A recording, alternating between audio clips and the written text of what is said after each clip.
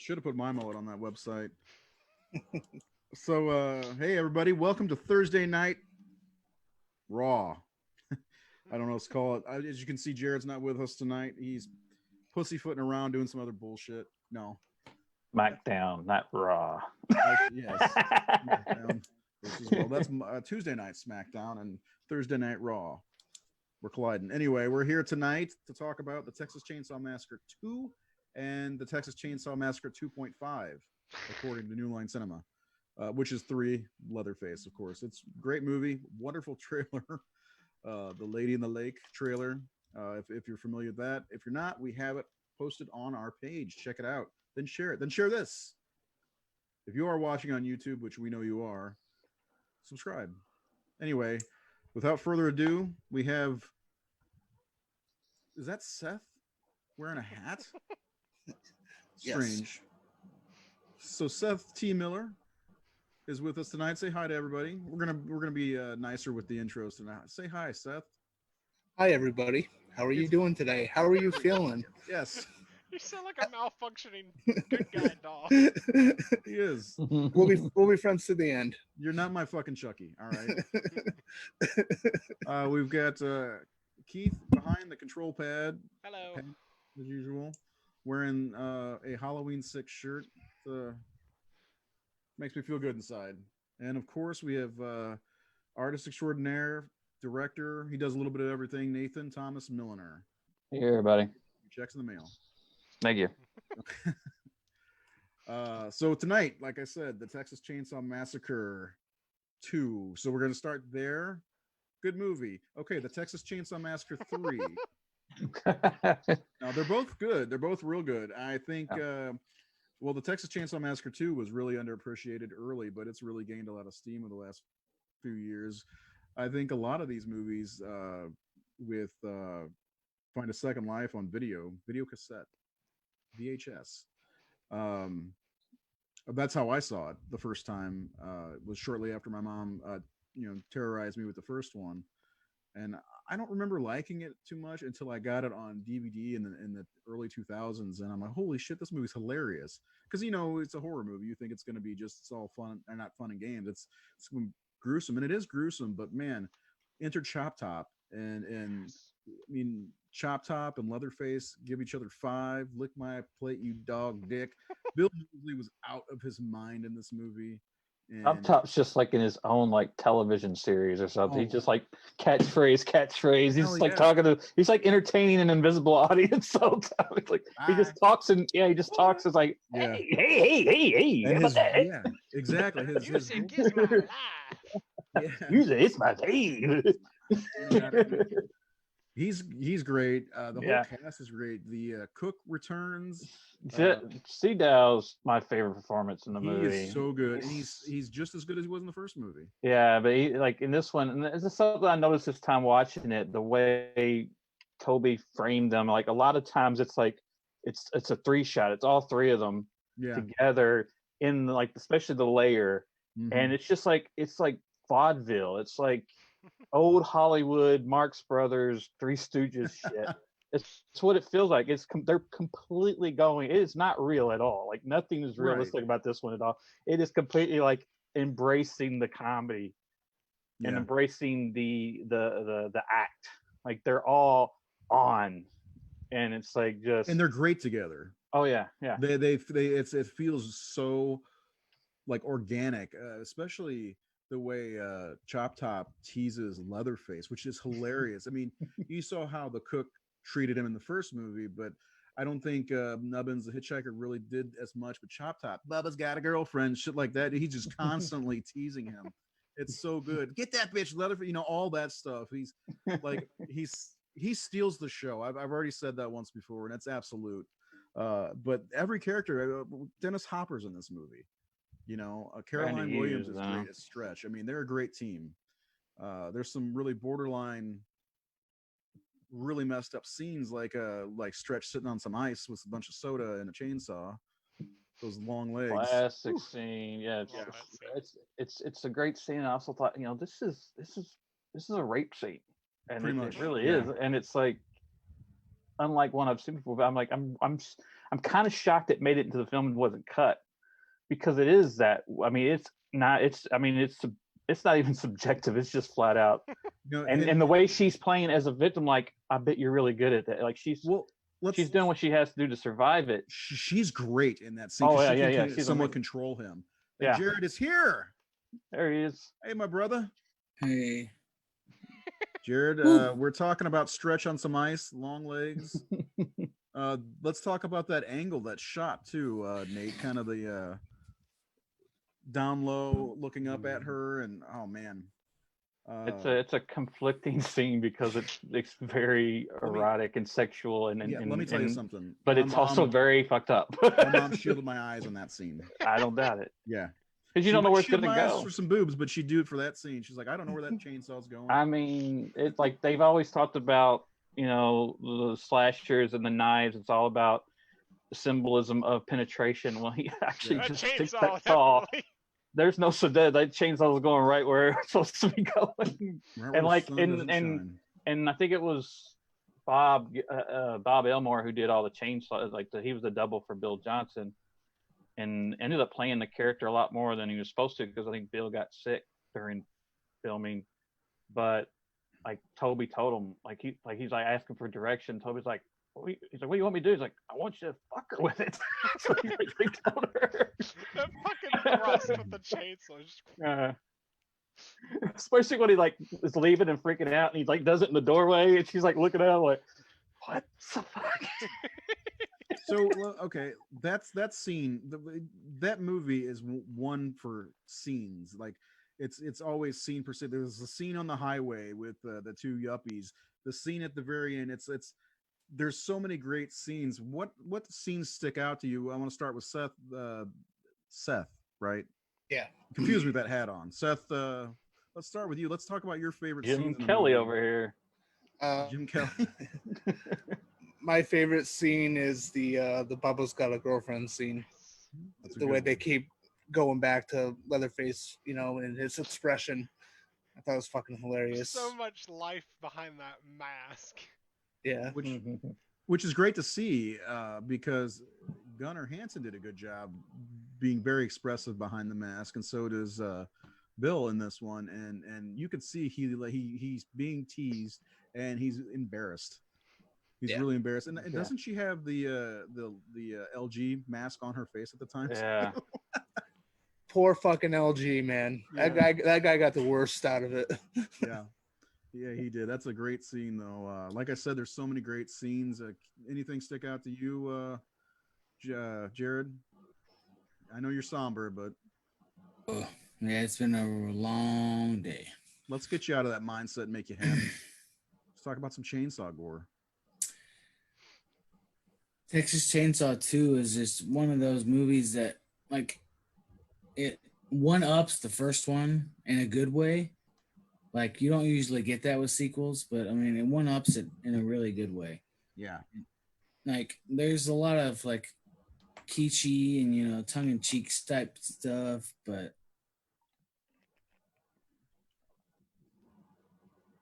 I can't say I like it more than the original, but it stands up just as good as the original. Yeah, I agree with that. It's okay to say you like it more because I think there is a great place for this one versus the first one. They're very different, which is great. Also, that Toby Hooper directed both. But what about a favorite scene? You got a favorite scene? Bubba's Got a Girlfriend? Nothing? No? Not a favorite scene necessarily, no. The whole movie is my favorite scene. Lefty and right, it was just his character is just takes the movie, I don't necessarily have a favorite scene. I can but if every time I think of Lefty, the first thing I think about is him and that fucking stump.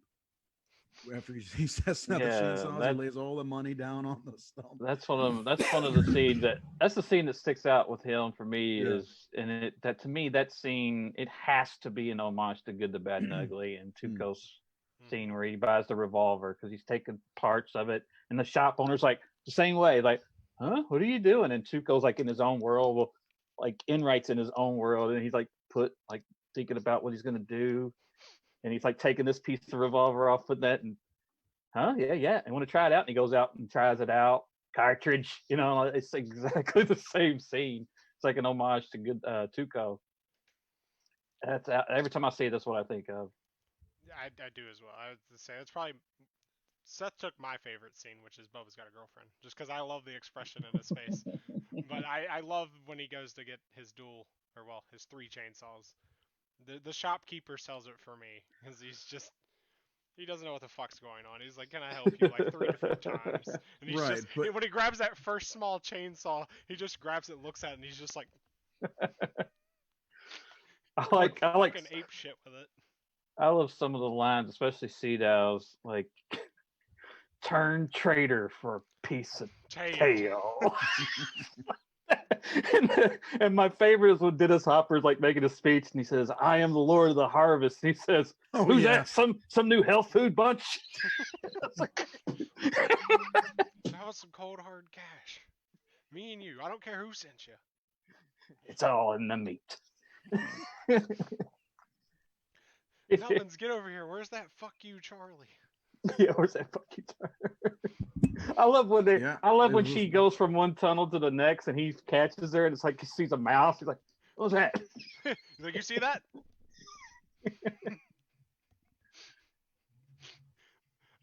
It's like a big comedy, it's like a big comedy piece. It's like a Marx Brothers shit. There's like so much going on, and you got like the Harpo, the quiet one, and you got it's not as sharp as an Marx Brothers movie. It's not like genius like theirs is, but it's that brand of raunchy version. Ensemble chaos comedy vaudeville stuff. We've thrown reality out the window. Oh yes. First movie, they're batshit crazy, but you could it still feels real in some ways. It could happen. This feels like a stage comedy. Well, I mean, they live in an underground in an abandoned like carnival. Yeah, which is a great set. That set, yeah. And the guy that did the design, it's like his second feature films. Kerry White, the guy did the production design, fucking phenomenal. That set, and they went all out because the whole movie's really kind of bare until they get to their lair. Even the way they shot it, the lighting, they only went out really at the radio station, especially with Chop Top's introduction and in the lair. But I liked looking around at the art direction on one of my favorite pieces of art direction in the radio station is behind her. They have that Beatles album that was banned. Mm-hmm. The one with the baby doll parts. Yeah, because they're in butcher's coats and they got baby dolls and meat. It's for the Yesterday and Today single, and it's like that's perfect. That's the perfect album to be hanging back there because they're basically butchers. Oh yeah. There's something I want to ask about what you guys think. First of all, Greg Burris says, "I love the corpse in the wheelchair and the flashlight that works." I do believe that is Franklin from the first movie, especially since Lefty says Franklin. But the set design in this movie, do you think that this is going to go back to my things I've been saying. I think, Nate, you even said and agreed. Do you think Rob Zombie took a lot from this movie in particular, not the first one, for like House of Thousand Corpses, for the set design, because even the lighting looks very similar to this movie. Oh yeah, I mean, he hired Bill and Otis's. I think, yeah, Otis is that one, but it also I've been saying this for years. Like Waddell was Lefty, and like he's a Texas Ranger out there seeking revenge for this. The only thing is, I think Rob did that character better. The big problem with this movie is Lefty isn't developed at all. And I know that they just said there was more to it. And Lefty and Stretch were cut out. Like a lot of stuff. There was a lot more heart, a lot more. The guy I didn't know who wrote it. Kit Carson was the screenwriter. Mm-hmm. And Kit Carson wrote Paris, Texas, which is it won the grand prize at Cannes. It's great film by Harry Dean Stanton. It's one of the great films of the 80s. And apparently he he thought that people were thinking that he was only going to be that kind of writer, that he would only write prestigious, award-winning Oscar type thing. Oh, I got to change that shit. So he jumped right on board to do Texas Chainsaw 2 to kind of say, hey, I'm still a wild, I can do this type of thing. You didn't want to get typecasted for script writing. Yeah, but it's just so it amazes me that the same guy wrote it.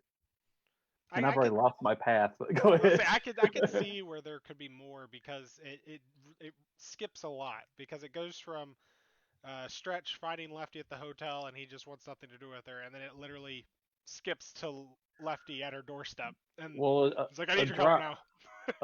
A dropped storyline is that he finds out that she's his illegitimate daughter. Yeah. Oh. And that was I'm glad they didn't do that though. Yeah, that's kind of weird.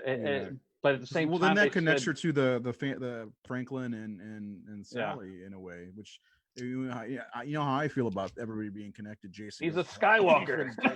Yeah. Other than Halloween, I don't like it. Yeah, but like that. But that's what when I watched it this time, like, Dennis Hopper is very underused. His character isn't developed. He's just we know what he is. Like 3 times. I think. Yeah, he doesn't really have a lot, and it's like that. I wish I'd known him more. I wish there'd been a little bit more. And Stretch is pretty defined. I like Stretch. I don't think Stretch needed a whole lot more. Her scene with LG when he's dying is this weird blend of, it's funny, it's grotesque, and it's heartbreaking at the same time. And like just the little ads of him still spitting. And he's like, "Oh, I'm paid." And then what's he say when he dies? He says like, fuck. "Oh fuck, oh shit," or something like. And it's like, so obviously, I think this is the movie that Toby wanted the first to be, and the movie that they got was because of Kim. I think Kim Hinkle probably had a little, like, his influences on that first one. He had nothing to do with this one.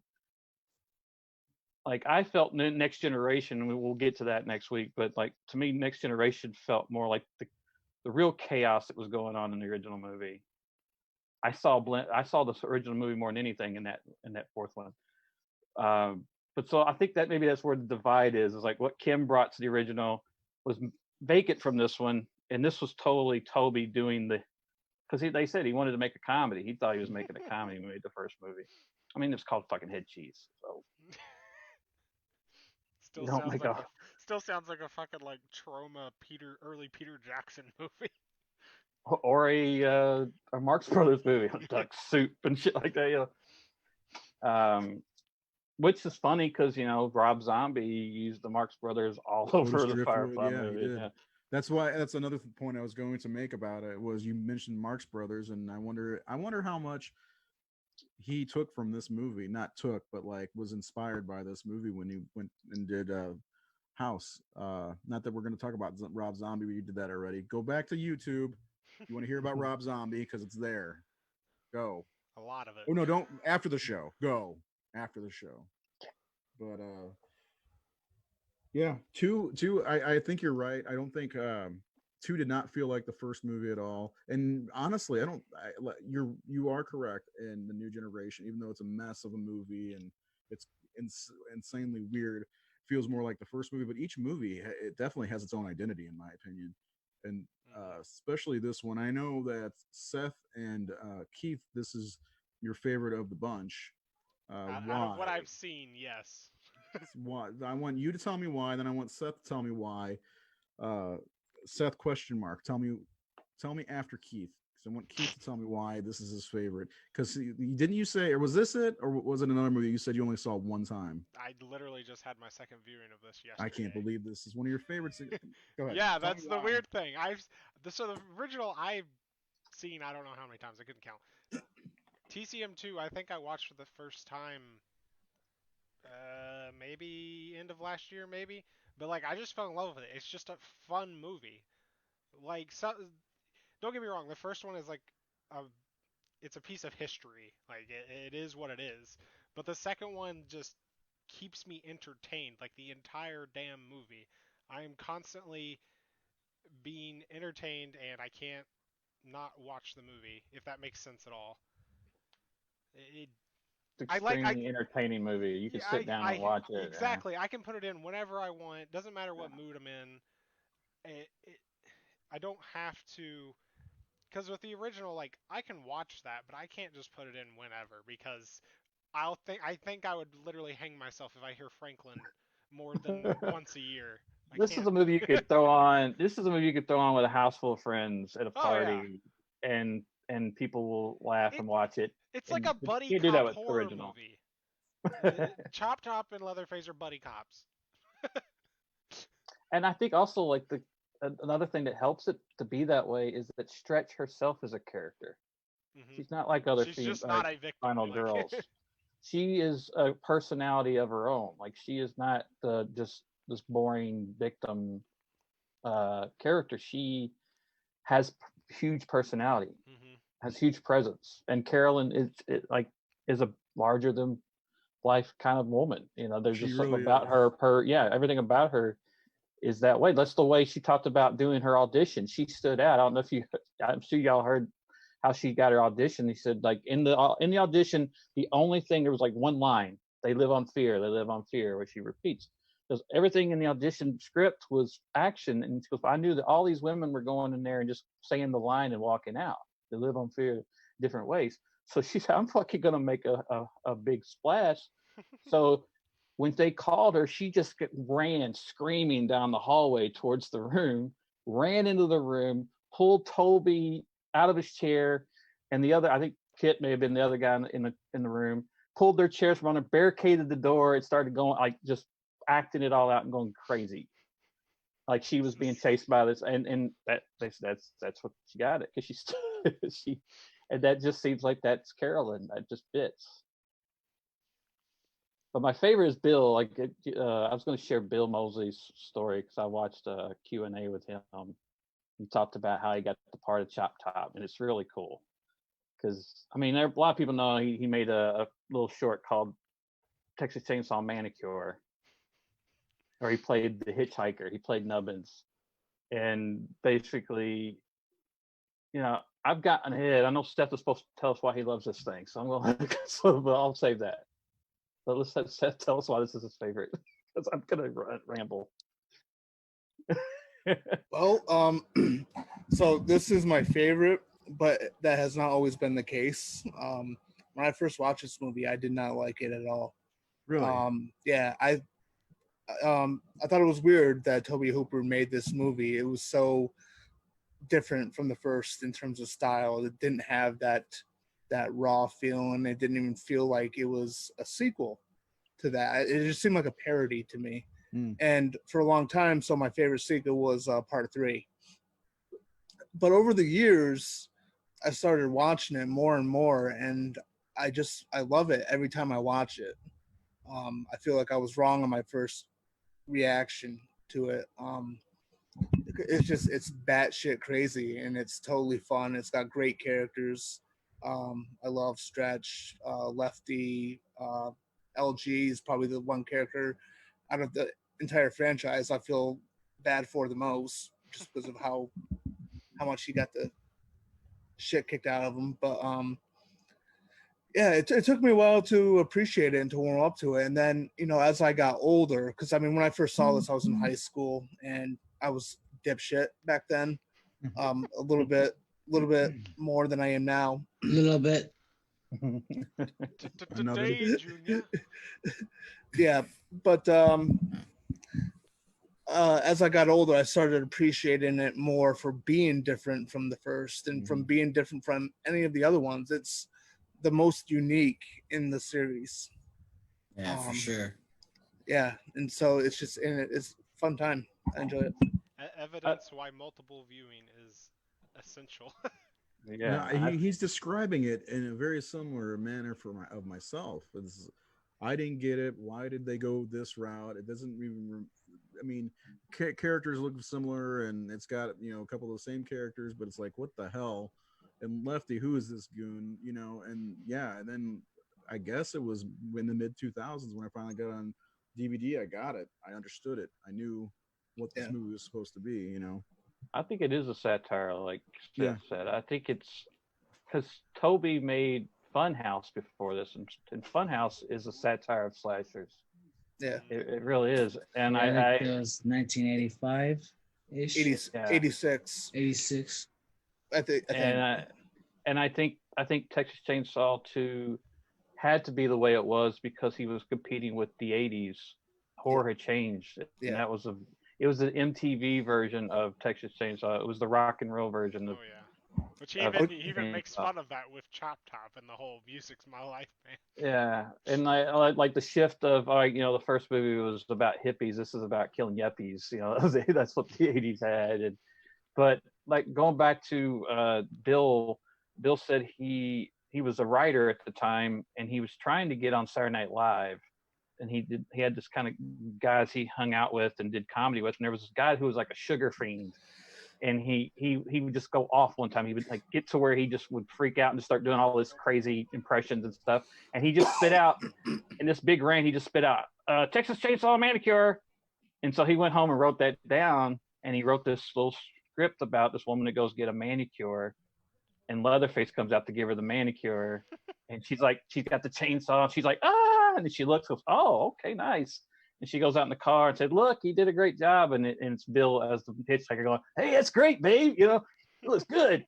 And so somehow that got into the hands of Tobe Hooper when he was making Poltergeist. And he loved it. And he showed it to Spielberg, who was there. And Spielberg loved it. And so then Bill had his number and called him up and said, hey, did you like it? He goes, oh, yeah, I loved it. It was great. He goes, hey, who was the guy that played the hitchhiker? He goes, that was me. He goes, oh, that was great. Look, if I ever make a sequel, I'll keep you in mind. And like 2 years go by, and then he gets a call from Kit Carson, the screenwriter. He says, look, I just wrote the screenplay. Would you like to be in Texas Chainsaw Massacre 2? Can I send you the script? And he goes, yeah. So he sent him the script. He goes, pay attention to Chop Top. So he goes, I read it. And I'm like, Chop Top, this is a great character. It's a big character. He goes, and then Cannon's legal department calls me. And they say, hey, do you want to negotiate your contract? Do you have an agent that wants to negotiate? And he goes, I'll have to get back to you because I didn't have a fucking agent. He goes, so I called this agent I met at a Christmas party from William Morris, and I got her I said, would you negotiate this deal? They want me in this movie. She goes, yeah. So she got on the phone with them. She calls me up. She says, well, I got good news and bad news. I did whatever I did all I could, but it was rough, but I got good news and bad news. He says, what's the good news? He said, well, the good news is they really, really want you for this movie. He says, what's the bad news? Well, they want you to shave your head because you got a metal plate. And he goes, well, all right. He goes, so I told him that if you shave your head, you're not going to be able to get other parts.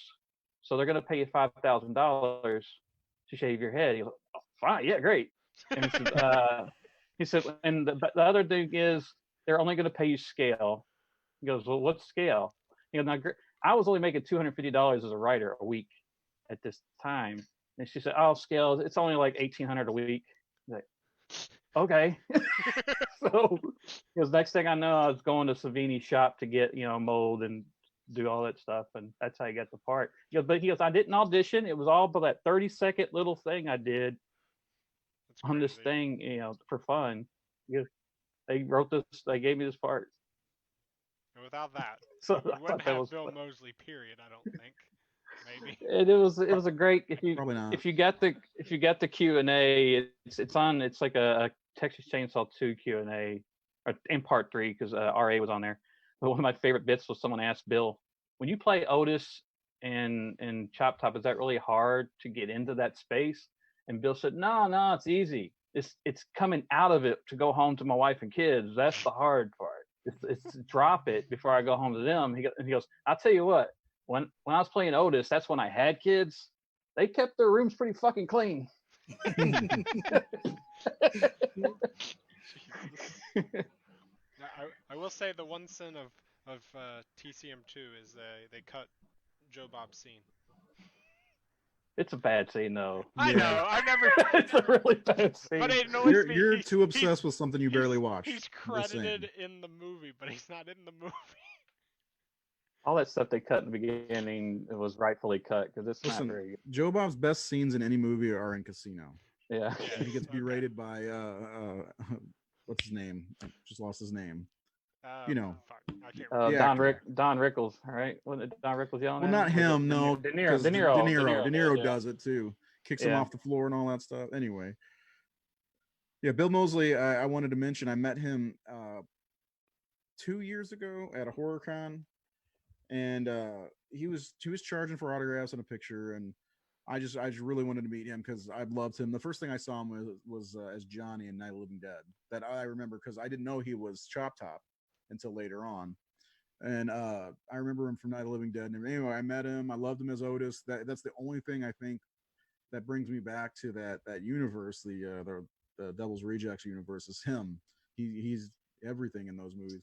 But I just the story is I waited in line. There's a guy in front of me who had like 10 or 12 things to sign that he's all gonna sell on eBay. Right. And well, Bill said, he's like, I don't mind signing all this, but how are you gonna pay for all this? Because it was like $50 a signature or something like that. Mm-hmm. He's like, oh, you know what? I only have $50. He's like, okay, I'll tell you what, I'll sign it for you, but you cannot sell this stuff on eBay. And he's like, oh, I don't plan on it. I just have a big collection of Texas Chainsaw stuff. And he's like, okay, so I'm gonna put something on here that you can't sell it on eBay. And I can't remember what he wrote, but he wrote something on there, so like that it said something against this will not be sold on eBay or something like that, which was amazing, I thought. And it was really cool because he signed all that stuff. I waited patiently while this was happening, but Bill Mosley is one of the nicest people I've ever met at a convention ever. He took all the time with me, that I wanted, which was not very much. I just wanted to say hi and ask him to say, lick my plate, you dog dick. And I asked him if he put that on my autograph. He's like, you sure you want dog dick on your autograph? I'm like, yeah. He's like, okay, I just got to ask everybody before I put this profane stuff. He doesn't like cursing, apparently. He's a great guy. That's just a great story that he did that for that guy. But he also made sure he won't sell it. I will not sell this on eBay, or this will not be sold on eBay, or whatever it was. One of the ways they get around that is that you put the name. They always put the name when they sign the autographs. So you're not going to want to buy somebody's autograph signature that has Michael on it if your name's not Michael. Right. Nathan Hanneman from Horror Hound said when he dies, he's leaving all his autograph stuff to me because it's all to Nathan. He already gave me like a Near Dark poster that was signed by like Bill Paxton or something that said to Nathan. And now you have that memory of meeting Bill Paxton. Didn't meet him. But anyway, where were we? Seth? We're still on Chainsaw 2. Still on Chainsaw 2. How are we on time? Okay. We got about an hour. We're good. Yeah. We're good because there's still a lot to say. A lot to talk about on this one. Yeah, there is. But I don't want to not get to 3 because 3, I watched it with the commentary today. There's a little documentary on the Blu-ray that was really good. Apparently, my DVD copy has the unrated version, which probably isn't that much different. But I do want to talk about how that was sent to the MPAA 11 times. Well, it was when you watched the because I watched the unrated cut today too, and like it might have been. I don't know what the Blu-ray. They showed the documentary and they showed the scenes that were cut. So I don't know like which Greg version this is. Terrell was talking about his name Tech or something in the movie. Like when his fingers get shot off by the shotgun, like in the theatrical cut, it just cuts away. You don't even see his hand get hit. But in the version I was watching, his fingers get blown off and so maybe, things like that. Maybe the Blu-ray does have the unrated cut. Right? It might be the unrated cut on the Blu-ray. That's a crappy unrated cut.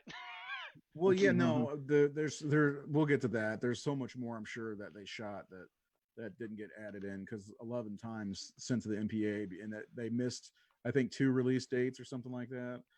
And anyway, so Texas Chainsaw Massacre 2, back on that. 3's fresh in my brain from watching the commentary and the what have you. Same. I just watched it.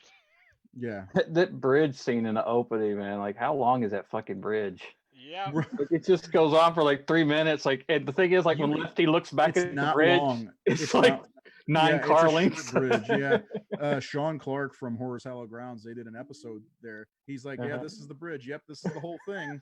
And it's like 30 feet long or something like that. But yeah, in the movie, it looks like it's probably a good 2-3 miles. I mean, they just went back and forth.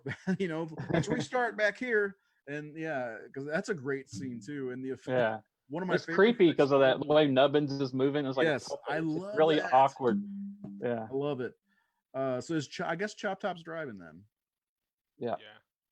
Because it's not the cook. He's getting that Truck. award-winning chili, which is another one of them hard shell peppercorns. No, that's a bone. But yeah, that scene on the bridge. Those first of all, it's the beginning of the movie. It starts out with those two yuppie assholes, and I don't think anybody could ever like those two guys, ever. So it was not hard to watch them die, was it? I mean, especially that like I was gonna say, my favorite effect is whenever the head slides off and you see it from behind doing that. That's shot where he looks over and freaks out, and the head just sliding off. It's like that's so sweet. Good. Like Tom Savini's work on this is really good, and he said to him his best work of his career was Grandpa's makeup on this. That's what he was proud of. I mean, that's the best. I think it's the best Grandpa makeup out of all the Grandpas I've seen. Obviously, the remakes are just actual old people, but yeah, I like it better. It's more. I mean, plus he actually moves in part 2. Part 1, he doesn't really. I mean, he moves, but. Well, we know why he didn't really move in the first movie. John Dugan was being an asshole. I'll say it. He even admitted it on when we had him on the show. He was being an ass. I mean, imagine being in that 100+ degree heat. Yeah, no air conditioning. No air conditioning, filming for what was it, 27 miserable. hours? Yeah. I saw a picture under makeup at the same time. Yeah, I saw a picture online today of the family sitting on the porch. So that must have been, because if he was only in the makeup the one day, that must have been that day. So now when I see Grandpa, I know it's that one day. Anyway, I got to be honest, like the Grandpa makeup, I don't remember each movie from the last movie when I see it, because it doesn't really, I don't know. Grandpa just looks the same to me. I know it's different. I want to talk about Nubbins. Nubbins is the best. Nubbins is the best. I didn't know that was the same character as the Hitchhiker till later in life. And it was the pouch that got me. He had the pouch, his grenade pouch. That's all I have to say about Nubbins. All right. I take a picture. Nubbins apparently Nubbins just carries around a "fuck you, Charlie." I take a picture. Which I want to know, like, did they just kill some random soldier or something, like, still, or is that Nubbins, Chop Top's old outfit? I think Nubbins was a Vietnam vet. I know Ed was. Oh no, Chop Top was from Man. Yeah, Man. Non-flashbacks.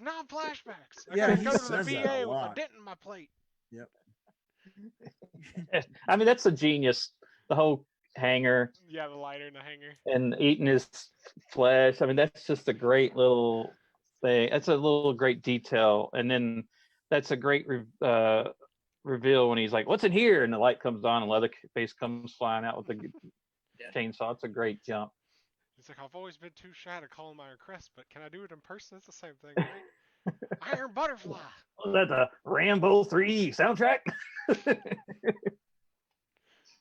God, I love Chop Top. Yeah. Land. I think my fiance would kill me if I shaved my head to cosplay as Chop Top. Right? Just do it. Just do it. Who cares? It's a short-term thing. Watch my hair not grow back. Oh well, like I said on Nate's thing. I saw that. Yeah, when my wife had cancer, I shaved my head because she had to shave her head, and my hair did not come back. So never mind. Be careful. I was listening to Bob Elmore. He was talking about Hopper. He said Hopper was a gentleman, but he was totally fucked up every day. He was still like really heavy in his drugs. Fucked up on coke. He was like really. He said every day he was fucked up. And he goes, "Is that what happened to Lefty? Is he just on coke all the time?" He goes, it was mostly the problem was the fight scene, because he goes fight scenes like that are like dance scenes, and it was really difficult, very frustrating with him. He said, but I got to see him a few years ago when he was directing Colors. And I told him, yeah, I was the guy that played Leatherface in that scene with you. He goes, oh, I was really fucked up back then. I do want to mention that one scene that I really like with Lefty is whenever that other cop comes and he's like, what does he say? Just talk straight. It saves time. And he's like, well, I have the authority from the state of Texas to tell you whatever. He's like, I'd like to see that authority. Yeah, I'd like to see that authority. It just gets real quiet, and he's like, that's what I thought. He's like, lights his cigarette. Yeah, it's like he's a really badass character. I just wish there'd been more. I mean, Yeah. there's been a little more to it. I wonder how much was left on the cutting room floor of this one. I mean, Carolyn there's acts no way to like tell. it was the heart of the movie was trimmed out because Yeah. they played it at Cannes, or I think they said they played it at Cannes, which is crazy, but they said the audience laughed the whole time, and I guess the distributors came to them and said, "No, we want the monsters. We need to see the monsters." So they went and cut all that stuff out. Canon went a horror movie, not a comedy. Yeah. You think we'll ever get a director's cut, uncut? No, I think those ships have sailed with these movies, honestly. And I think it's fine the way it is, but I have always wondered what there, because it does feel at times there's things that are missing, but this film also taught remake Chucky how to kill, right? That's a great scene, the remake of Child's Play. The thing that bothers me is like I love that scene, but it's like played out of order, and I'm like, why? No, I do love that though. That's how he learns how to kill. Oh, I should have watched. I didn't watch the 85-minute documentary on here. Oh, I'm gonna watch that. Damn it, you have a slip sleeve, don't you? Yeah, Damn I got it. this immediately. Yeah, well, I was late to the party. I ordered on Amazon. The best part is it's got that. Yeah, it kills me. The Breakfast Club. Well, I've got a Canon VHS, so suck it. Dennis Hopper also said it was the worst movie he's ever been in. Oh God. And they said until Super Mario Brothers came along. Yeah, really? Has he seen Super Even worse than Land of the Dead? Hey, now that's a good movie. although Land of the Dead, Texas Chainsaw Massacre 2, which is better? Come on, Land of the Dead. Whoa, really? Ooh. Yeah. No. There's no Bill Mosley in that movie. I think Land of the Dead is underrated, man. Very. I'd say it's better than it gets credit for. Yeah, it is. We talked about that without Nate, but we'll do that again, just for Nate. We'll do a George Romero show just for Nathan. So we got a comment. Brad Rust said, Michael. Oh God, I'm gonna say this name wrong. Michael Myers is not in this movie. Michael. DeLuca? Felcher? Felcher from Red Shirt. Said there was a dream scene in the hotel with Lefty before Stretch shows up.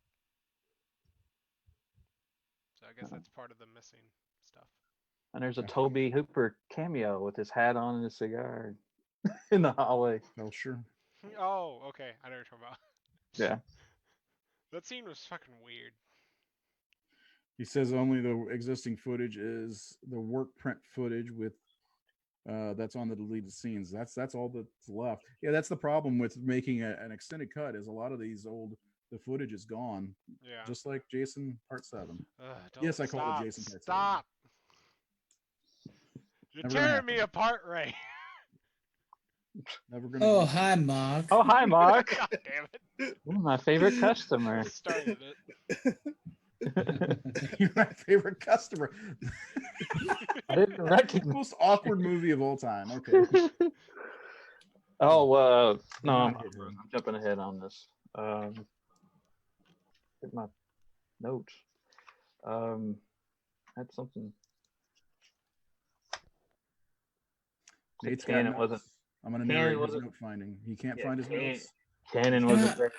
I Cannon cannot wasn't. believe that I won't talk. Dennis Hopper would not say Super Mario Brothers was the worst movie. That can't be. Well, they said worse. Until that came out, he was saying. That's only a few years then. Yeah. Let me look at his filmography because I know there's something worse than Texas Chainsaw had to come before that. Oh, I like that movie. Don't get me wrong. There definitely is worse in his filmography. Well, his filmography's all over the place. Anyway, it's like, he was in that. He did so much work. Like you go back. I mean, he's a fucking rebel without a cause.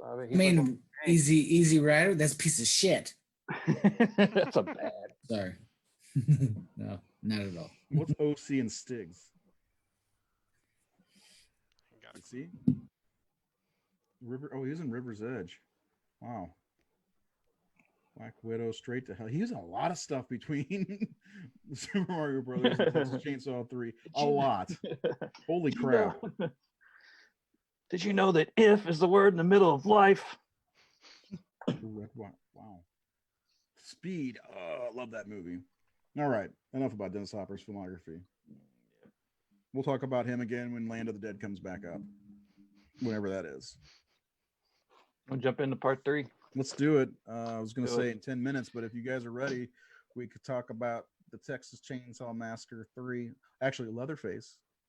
I mentioned it a few minutes ago, but I like it, first of all. How many of you guys like this movie?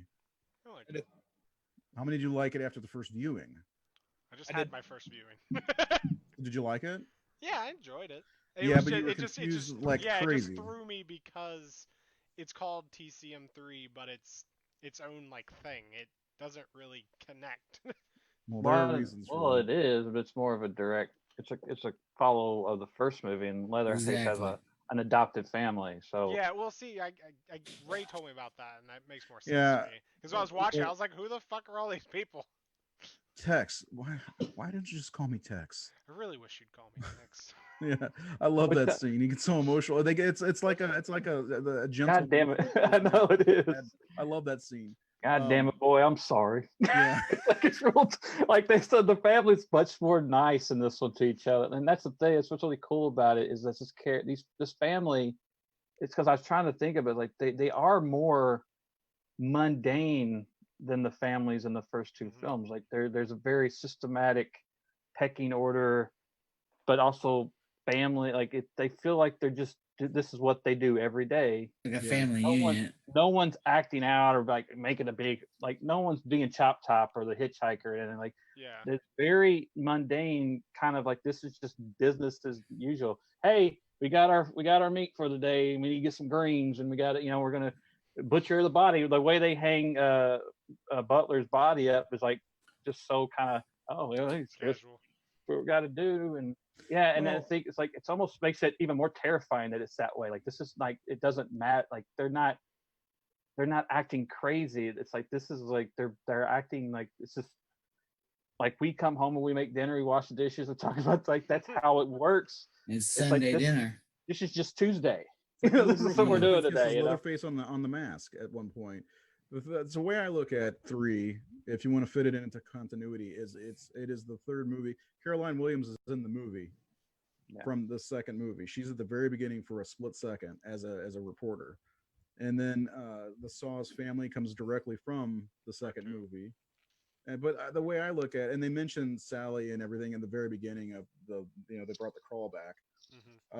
But like, why couldn't this just be another part of the family? Because Leatherface. They had to do it, but he died in part 2. He somehow he survived that getting gutted by a lefty in at the end. Unless they're not acknowledging that movie, which is what they say. When New Line got the property, they wanted to make it its next big franchise since Freddy was dying off at the time, and that's what I got from the documentary anyway. Which, of course, was filmed 13 years later. But, well, it sounded like they said that they just had the rights to the character of Leatherface. So maybe that's first, why. They did. But I think they said they got the rights to the whole thing after. Okay. Yeah. Maybe why it's called Leatherface. Because they still have the Texas Chainsaw Massacre. Yeah, but it's not. It's a secondary title. I think there's like a legal loophole there with it. It's like the same thing they did with like Friday the 13th. They went from Friday the 13th. The fourth one is called the Texas Chainsaw Massacre also, so it's who knows. But it was a soft. People have called it a soft reboot. People have called it a direct sequel to the first movie. The Texas Chainsaw Massacre continuity is a mess. There really isn't one. Right. 1 and 2, and then 3 does its own thing with its own people, but. I mean, the guy that played Alfredo is definitely a caricature of Nubbins for sure. Oh yeah. I love Alfredo. He does the same exact things. I love it. I'll take a picture. I'll take a picture. I used to like you. Yeah, so they do all the same things as the first movie. Oh, the second one does too. But yeah, this one has a lot of rehash. And Jeff Burr really was trying to do.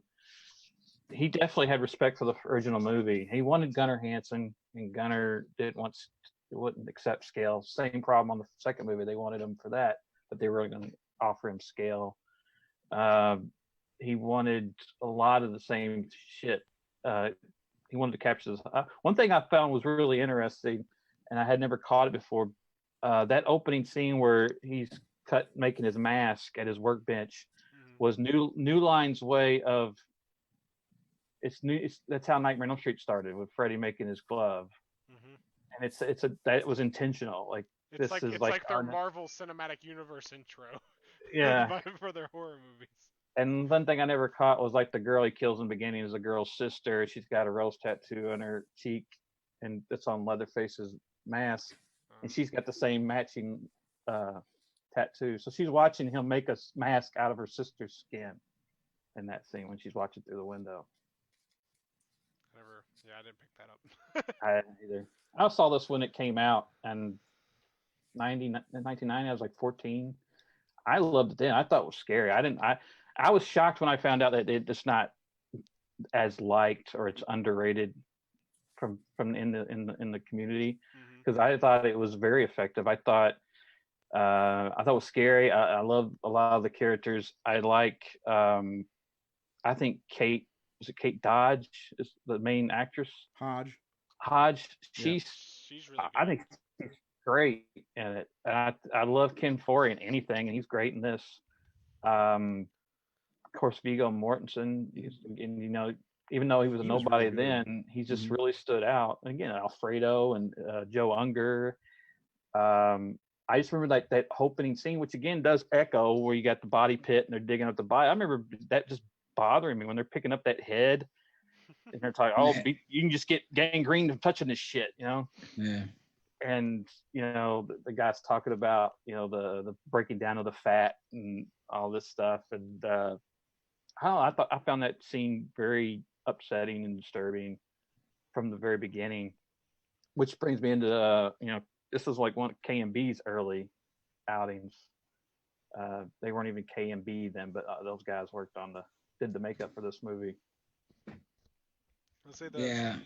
I saw that Greg Nicotero did the stuff for it before he started his company. Yep. He did that with the other one too. I saw in the credits that Berger and Kurtzman were both in the credits as well.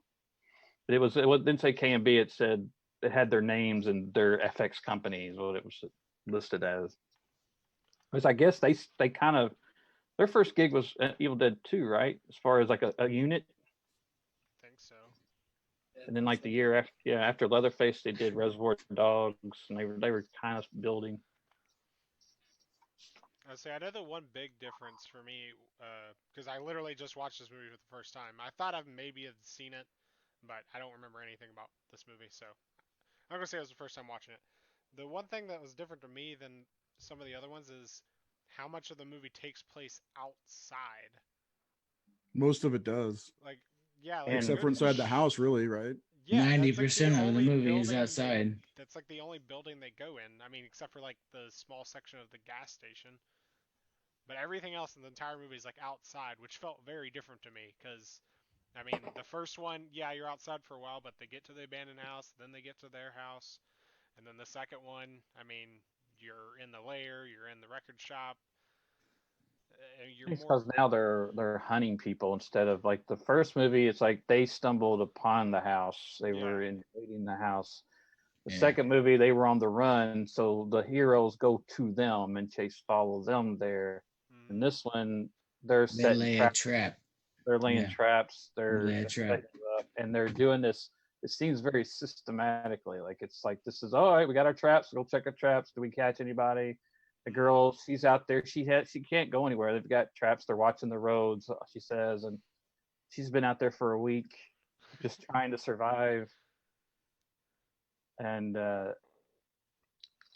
that's a shame she dies, because I'm like, man, she's been through hell. Let's see. Brent Marr said, I love part 3, and it's his favorite of the TCM series. And then, Even more than the first one? apparently. Everybody's got their favorite. I'm waiting for that person to come up in the next episode and say, "Oh, Next Generation's my favorite Texas Chainsaw Massacre movie." I'm like, I'm very looking forward to okay. seeing that one. I still have not seen it, but I have It's it. out of control. Matthew McConaughey has a great performance. Yeah, that's why I'm looking forward to it. And then Brad Rusk asked, which ending do we like better? Is there multiple endings for part 3 that I don't know? So Leatherface crosses the vine with Cannibal Lecter. What? Yeah. Okay. Anyway, I think the ending that's on the film was like shot without the director even knowing. He didn't even know it was there till he saw the movie at the theater. Ken Foray was supposed to be. He should have been dead, right? He he's looked supposed like to be dead. He dies, and then he shows up at the end. They said I guess all the test screenings were like everybody liked him, so they decided to keep him because if they wanted to bring him back for the sequel. They also apparently shot 3 other endings where she's on the road and a cop car just passes her by or something. Apparently there are like a bunch of endings for this movie. I'm fine with the way it ended. I actually like the way it ended, and him coming back, and spoiler alert. I like the way the shot looks. Like it almost looks like a gunslinger style like shot where it's just his legs, but it's just chainsaw instead of his holster. Which that's another thing. Like that was accurate to the first movie because that's the only one where he has a leg brace, right? Like he didn't have a leg brace in the second movie, but it makes sense because he cut his leg real bad with a chainsaw. I thought he had the leg brace in the fourth one too. I mean, may have. I'm saying in part 2 they didn't have a. No, they didn't. Yeah. Yeah, I don't remember in the first one if he had a leg brace. He didn't in the last scene. Brad said there's one where Ken Forhay dies. Yeah, that's the other ending. That's the alternate ending, I believe. He died, which is what it looks like in the movie. Then he comes back out of nowhere, which I liked because he is a likable character. He said Ken Forhay said he thought it was hilarious that they had him live, considering he took a chainsaw to his head. Yeah. He just had a scratch though. He's like, it just looks like he's got a Band-Aid on. You dented my plate. The next Sonny Bono wig. I mean, he said he was like trying to prepare for like the end. Maybe he's ex-military and he's got a plate in his head. Just happens. Next chopped up. That's some really top quality people work on it too. Mick Strawn, who's a production designer on Nightmare 3 and 4, was the production designer on this one. David Scow was the screenwriter, who is part of the splatterpunk movement. He wrote The Crow, for God's sakes, and he apparently they liked what he was doing on this script while he was writing it. That New Line had him punched up Dreamchild script to go through and work on reworking the dialogue for that movie. So I think it's the most underrated in the series, without doubt. Yeah, I mean, I agree with that. I don't see why it would get hate. I mean, it's fun. Like I want to watch it again. Just because second viewing is helpful. Yeah, you mentioned the whole part where I wish you'd call me Tex. Because there was I noticed in this one that, and even in the second one, Leatherface doesn't have the different personas, the split personality roles that he took in the first movie, and he doesn't. That's he's why not I think it's a different Leatherface. He's not a transvestite in the second and third one, he's a teen. But Tex is hinted at it because Tex wears the apron, and I didn't notice this, but they pointed out his fingernails are painted he's got like fingernail polish on his fingernails, and he backs a little effeminate, and like in the scene where they're ready to prepare dinner or the cooking. Okay. And he's a sensitive one too. He's a sensitive. So the thing I meant to bring up, because now that we're on part 3, the grandpa for me looked awful. He's just a corpse, like stuffed at that point. Yeah. It just looks so bad. Damn, Nicotero, you suck. Sorry. Like, I mean, compared to like the first movie and the second movie, like, yeah, it looked like a piece of carved foam. I didn't realize that the little girl was the Tina from Part 7 as the little girl on the boat. Yeah, I didn't know that. Jennifer Balco, I think. Yeah, she I think she even brought that up on the Crystal Lake Memories documentary, and then I went back. I'm like, oh my god, that is exactly her. What is it that she says with her doll? Is it like yakety yak, don't talk back, or something like that? I like the mom too. I think she's really good in it. I love it. And get that off my cutting board. Dude, when they brought that chainsaw out, I was just like, what the fuck is this thing? 3 foot long. It's so blingy. It said it weighed like 80 pounds. Jesus. RA, like he apparently been in Jeff's. He did a student film, so that's how he got in the movie. He wanted Gunner. The war epic. Yeah. Yeah. I like the speak and spell scene too. Yeah. Oh. That was probably my best part. I like his frustrated gasp was perfect. It felt right. Food. Well, don't worry. I mean, I felt bad for him because I didn't even know what the hell it was. Like, Kayla's next to me. I was like, is this supposed to be sad? And she was like, it's a fucking clown. And I'm like, it's a clown. It's like, I feel like the guy from Mallrats now. It's a fucking sailboat. You're a clown. Is clown shoes. Yeah. I like the little fucking clown shoes. Alfredo called Ken Forey OJ. Oh, that OJ. Yep. We were watching that, and Kayla's like, did he just call him OJ? And I was like, I would not doubt it. He definitely had a lot of good one-liners in that movie for sure. Yeah. I like where one of my favorite lines in it is when they're undressing William Butler's character, and the John goes, "Look, Mom, colored drawers." California. Colored drawers. It's just a very different movie. Like, compared to, I mean, I have not seen, I think the only one I haven't seen now is Next Generation. But it's very different than all the rest of the Chainsaw movies. I think it kind of brought back the the sincerity of the original in a way, like without being too tongue in cheek. Because I mean, the second one was amazing. We all know that, but it was very tongue in cheek, and had some funny stuff into it. But like the third one, kind of went back to the roots a little bit. And like I rewatched it the other night, and I hadn't seen it in forever, and it felt like I watched it for the first time again. Like I was like, I don't remember any of this happening. I mean, granted, there's a lot of stuff that harks back to the original. You have Alfredo that plays Nubbins, and stuff like that. And then, but it was the mother that drew me back in, like how comforting she was and how normal she acted. Like super sincere.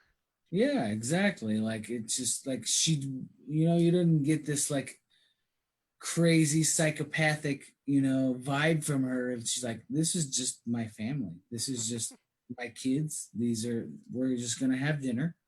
Yeah, the only one that's over the top is Alfredo, and he's not really there. He's like off. You just imagine they just keep him at the fucking gas station because he's too wild. It's like, get that guy over there. He gets on our nerves. But you're right, it's very serious. It's a serious tone. Did you guys? Unless I missed it. We talk about that they're using Leatherface as a stud, also. Oh yeah. Yeah, he makes such pretty babies. That's his daughter. He likes babies. Private parts. He knows what to do with them. Yes. Well, the girls, the girl that gets away, and the one that he uses with the rose tattoo. They're saying that maybe he was impregnating them. Yeah, and the little girl's supposed to be his daughter. Yeah. In the family. One other thing I wrote down on here I wanted to read. It's on the commentary. Did you listen to the commentary on 3? I did. Just because it's did. first time watching. Why do you always assume he's talking to you? Maybe he's talking to me. I'm talking to Ray. I thought it was fun. Everybody, put their eyes on Keith. Well, it's something that it's stuff that we've talked upon on the show in the past, and it also goes into what we said about the second one, how the second one just feels bigger. Like they took the first movie and they just expanded it, which is what sequels do. And David Scow was talking about that about sequels. About sequels in general. So I wrote it down, and that was good. I like what he said. Because he says people who criticize sequels unduly tend not to understand how sequels are structured. Yes. Sequels are designed to enlarge on the original property. The original will always remain the most potent form because that's the only point in which it's new. When you sit down to make sequels, it's always about making them bigger, faster, longer, or more intense. When you do a sequel, you have an invisible cadre of people out there waiting to jump on you at the first deviation from the original film, which proves they don't know what sequels are about all along. Look what you did. You ruined everything from the first film. You ruined it. What are you talking about? The first film is still there. Go watch it. If you're gonna pick that nit, and they are usually they're usually by some guy in Iowa who reads Entertainment Weekly and thinks he's a fucking director. The criticisms aren't worth anything anyway, unless you want to just make a carbon copy. You have to make changes to make it different and make it bigger and twist it all around. Look at Alien. The first one has one alien. The sequel has hundreds of them. That's the idea.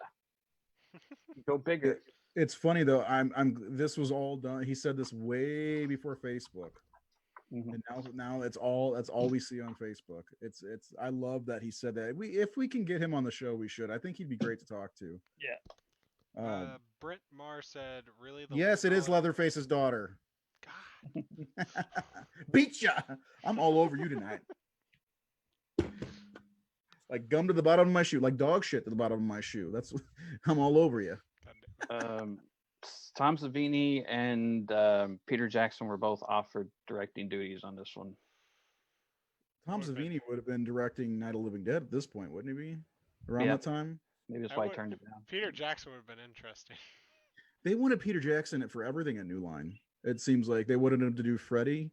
They wanted him to do this, and I would love to see Peter Jackson do Freddy or Leatherface, honestly. Yeah, it'd be interesting. Yeah, I think that'd be great. I don't know if he'd be in it now. Yeah, I don't know about now. He was doing 6 Middle-earth movies. Hey, The Quiet Man, John Wayne. We haven't heard much from you about this movie. The Quiet Man. Part 3. Seth, I'm talking about you, buddy. Talking about Buffalo Bill. Welcome. Please do not stand up and say ask us if we fuck you, because we wouldn't. Okay. I thought you were talking about Nick. I was waiting for him to say hi, Pilgrim. Howdy.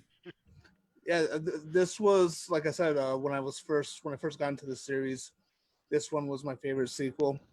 I think is it still, or is it the second one? The second one. Second one now, but I enjoy it. I think this is like the last really good Texas Chainsaw movie, in my opinion.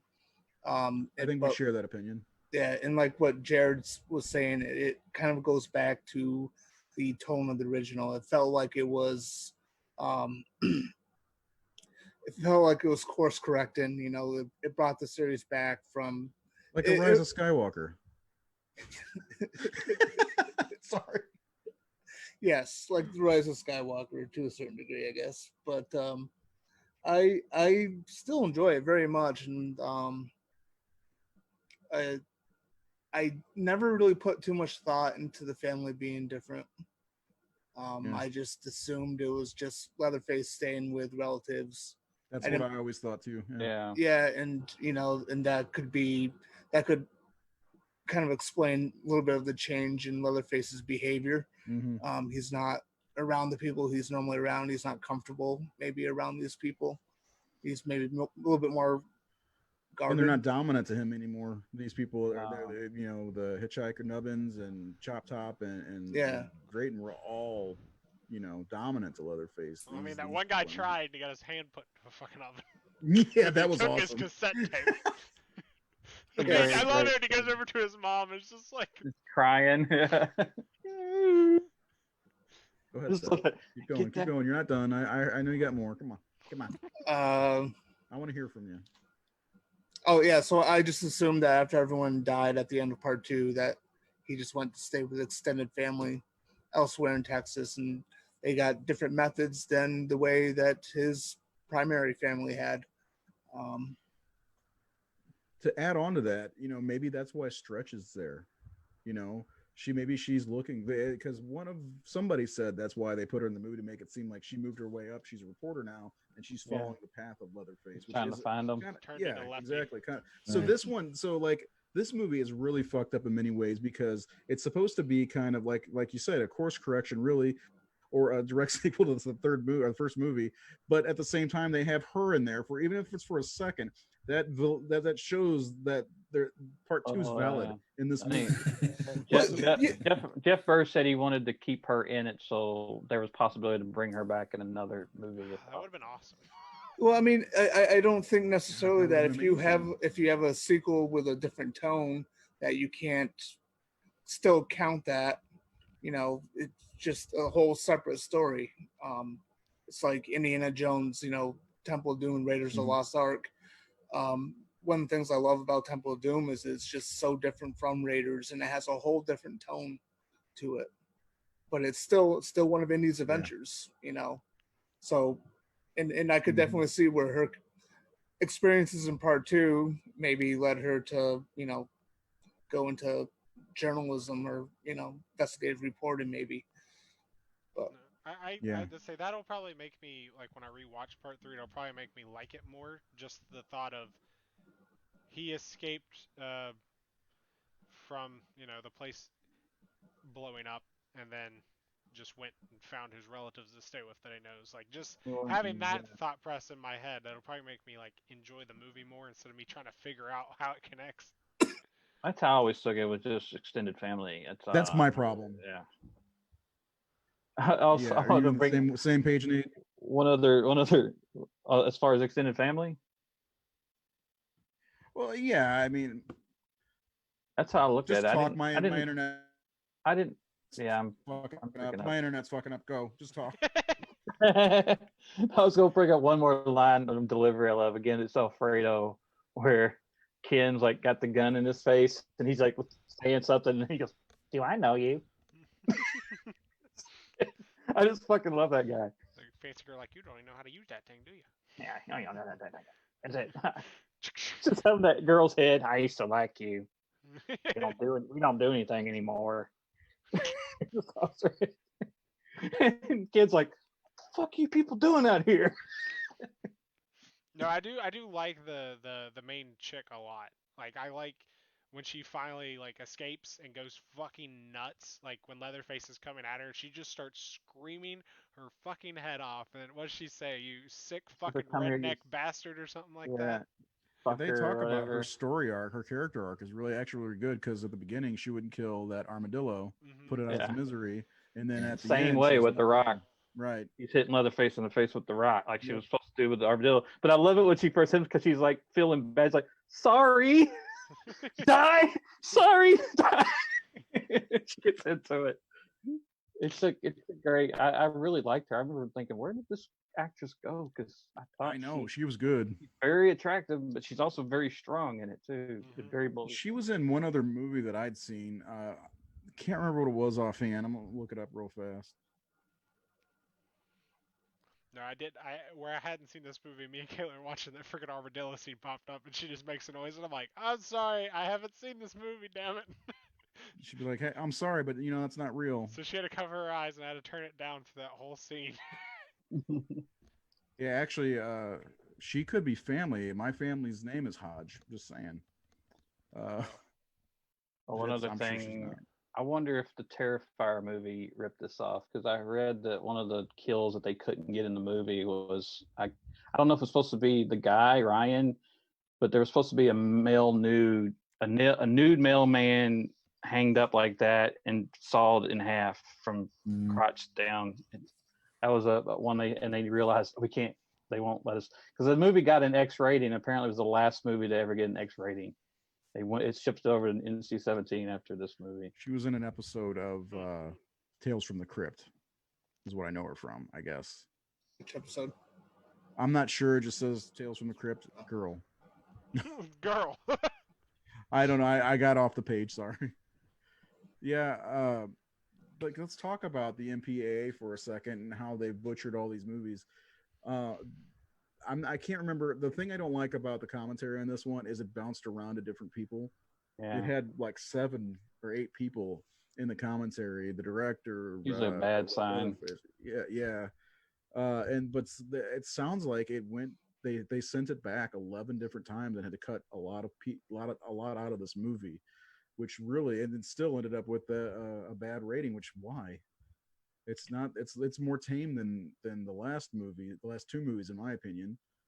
I wonder if the studio, like, and I was watching that Q&A for with the cast of Part 3 at some convention, and the director Jeff Burr said that that New Line was kind of wanting to move away from horror. They were killing Freddy off not only because they felt it was over, but they were trying to not make horror movies again. So they bought this thing, and they mentioned they didn't name names, but I kind of assumed they said that there were 2 women in charge of New Line that really wanted to move away, and they said, and one of them ended up directing a horror movie. I was like, well, that must be Rachel Talalay, maybe, and I imagine maybe the other was Sarah Risher, but they were saying that she got her horror movie, so I could imagine it could be her. I think they said Bob Shea really wasn't too involved in the film. Like it was mostly Michael DeLuca's project. Oh, Mike DeLuca was all over that one. Yeah, but he said it was kind of this conflict because New Line felt like they were trying to move towards that whole Lord of the Rings era of they were doing I think the House Party movies at the time as well. That's what they were moving into. Hey, listen, those are awesome movies. They are. Oh, I love I watched House Party all through high school. Man. House Party 2 is no House Party 3. The first 3 are fine. The last 2, not so much. Anyway, I knew you committed a crime. To the driveway. Yeah, I guess that makes sense because by the end of the decade, Lord of the Rings was getting ready to come out. They started production, like not production, but started prepping for Lord of the Rings in the early 90s anyway. They started trying to get it into production. I don't know what else they've made. One thing I will say, take a big takeaway from this is I need to see Prison. I have not never seen Prison either. No, I don't. I've never seen it. I don't know where I could find it. I guess because you can find an out of print Scream Factory Blu-ray. It was on Scream Factory. Kane was the seen a movie and other people haven't seen it. Viggo Mortensen and Kane Hodder. We had that movie. I have that movie on VHS somewhere. It's like an old Star Maker. I keep hearing about it, like in documentaries, because they mentioned Viggo Mortensen was in this. Of course, Kane Hodder had a piece of it. Rennie Harlan directed it. Yeah, John Carl Beechler did. Yeah, so many. He did the effects on it. So many people that I'm like, how have I not seen this? I bet you I have seen it. First of all, and I just don't remember what the title is because I've seen so many movies. Again, Terror Vision comes up that I didn't remember the title because back in the old days, the 90s, early 90s, you have HBO or Cinemax or Showtime, and you catch it at the beginning without seeing the title. And there's so many movies I saw without knowing what it was until 20 years later when the internet helps us out, with what that movie is. I wish there was an app that you could just type in some things from a movie and it would come up. Oh, that's Captain America: Civil War. Keywords. No, I would know what that is, but. Yeah, that's how it was. Like if the video stores you went to didn't have those movies, you didn't see them, and if it didn't come on cable, like that's how it was in the 80s and 90s. Like it just like so. Prison was one of those movies that I just didn't even realize existed until I started hearing about.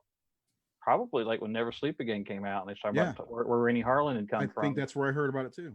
Yeah, that's the first I'd ever heard of it. And when Scream Factory put it out, I just never bought it, but I meant to. But I'm just gonna borrow it from Keith now. Oh, my VHS. No, you'll buy it on Blu-ray and then he'll borrow it. Kind of the first thing that comes up on Amazon is Prison School, the complete series. All right. It's $30 on eBay right now. That's or best offer. Too high for me. Yeah, it's on Amazon for $48.97 plus $4 shipping. I don't pay that much for a Blu-ray. Look, I'm not Keith. Okay. Oh man. So we about ready for some final thoughts here, fellas. Yeah. Jared, let's start with you tonight on final thoughts on both the movies, the Texas Chainsaw Massacre 2 and Leatherface. Just in case you weren't. Both movies. Well, I mean, like I said earlier, like the second one was a great sequel, but it also, it was kind of the way Evil Dead, versus Evil Dead 2. It kind of gave it a little bit of a cheek. It gave it a little bit of a fun atmosphere, which there's nothing wrong with it. Bill Mosley's character was amazing. It's Chop Top. And like I love that movie. Like I can't say I love it more than the first one, but it's definitely my second favorite. But I watched the third one just the other night, and I realized I have not seen that movie in so long. I fucking forgot what it was even about. And I loved it. Like it, like I said earlier, it kind of brought back kind of the seriousness of the situation, and kind of brought back the what we realize from the first one, like what the families do in these situations, and Viggo Mortensen talking about how Alfredo got laid off from the slaughterhouse. Thank you.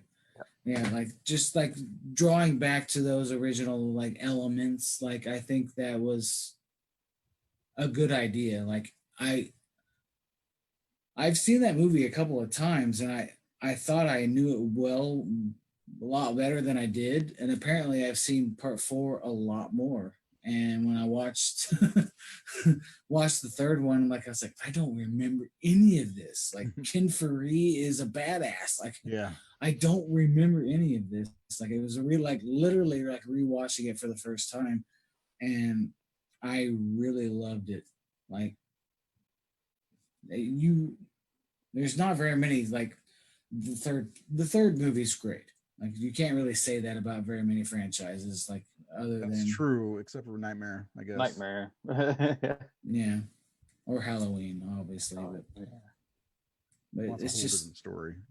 It was just like the hunt in the field. Dog will hunt. Yeah, it was the hunt in the field that really got me. Like I was just like, why did I not remember this? Well, being out there in the middle of nowhere, like that's one thing we didn't bring up in the last episode with Texas Chainsaw. When you're out in the country, because Toby shot a lot of those wides, especially like one of my favorite shots I didn't bring up last week was the horizon shot where they pick up the hitchhiker. It's like the horizon line's real low, and you just see the big Texas sky, and he runs to the van and gets in. He's really shooting at, and that's what I remember. That's what that movie captured. Because I'm a city guy. I'm from Louisville, Kentucky, which is a big city in Kentucky. It's the biggest city in Kentucky. But my family comes from rural Kentucky, and I would go see my great grandpa down there, my aunt. So a lot, like my new movie is all about that. Going to the country, it's such a different feel than when you're growing up in the suburbs and in the cities, where like there's nothing around. Like my aunt lived on like a crossroads, and there's nothing but tobacco fields and just nothing, like trees. And so that's where I lived. That's what it felt like. Yeah, and Chainsaw, that's what it felt like. So like it captures that feeling of isolation. And the third one does that again. It embraces that, where they're out, like, because you're like, why is this girl still out here? She has nowhere to go. The backwoods is a watching the roads. Yeah. I've been lost in the woods before. You get lost. Trees all look the same. And then like the part where Kate's walking out there and when Kent, I mean, it's like a desolate desert land. Like it's like, where do you go?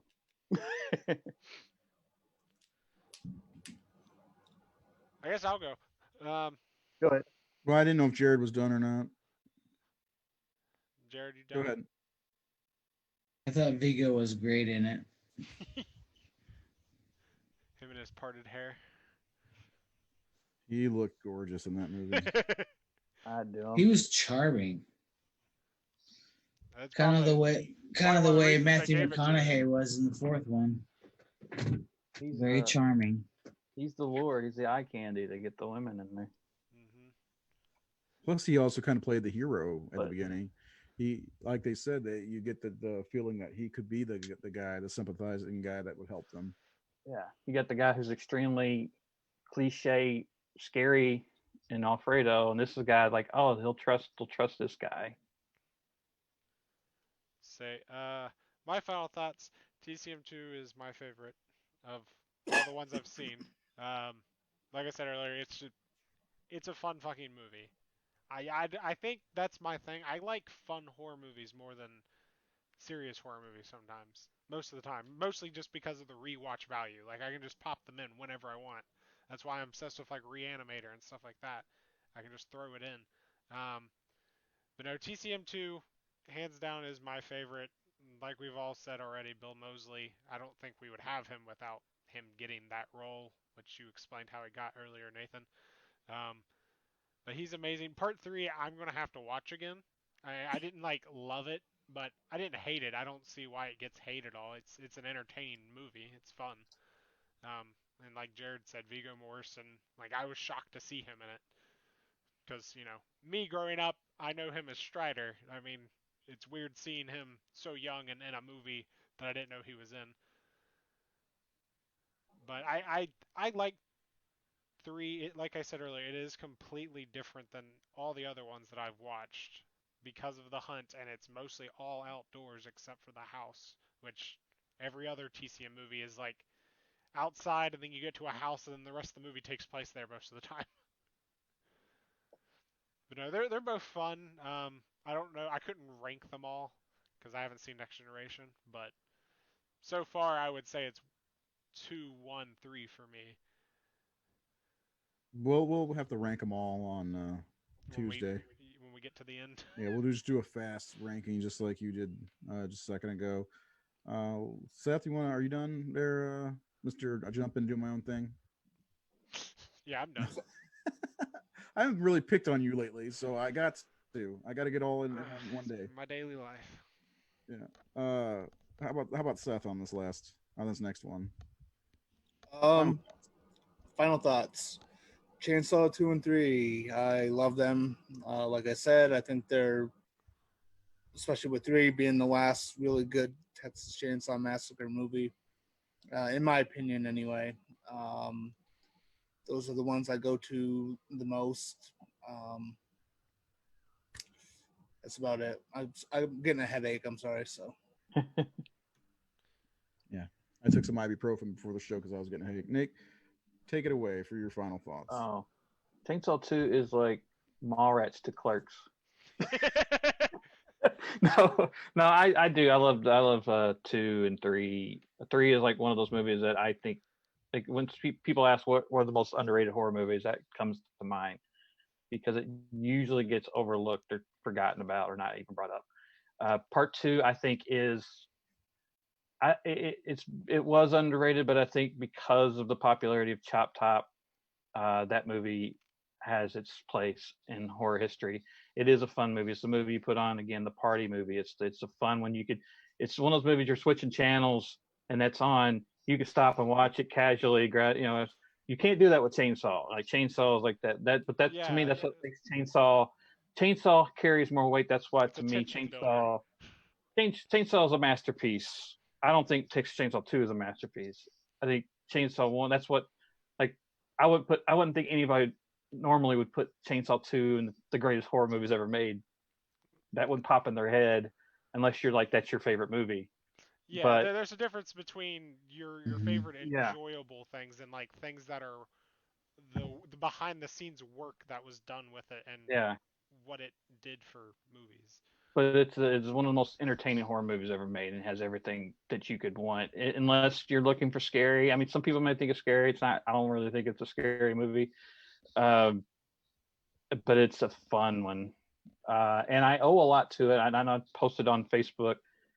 This movie is what got me into becoming a professional horror artist, because I was on the comic book trajectory, being an artist and putting out my own comic books. And I walked into a Borders and picked up Horror Hound magazine, their second issue, and I really, really loved the magazine. And I hadn't read Fangor or anything in years, and so I wrote the editor, Nathan, and just told him I was a big horror fan. Told him what my kind of give him my little brief history and told him I'd love to work for you to do artwork because I really love your publication. And he was like, they were like grassroots. They had no money. Like, oh, we can't hire staff artists, but we have a contest in issue 3, and we're doing a retrospective on Texas Chainsaw 2.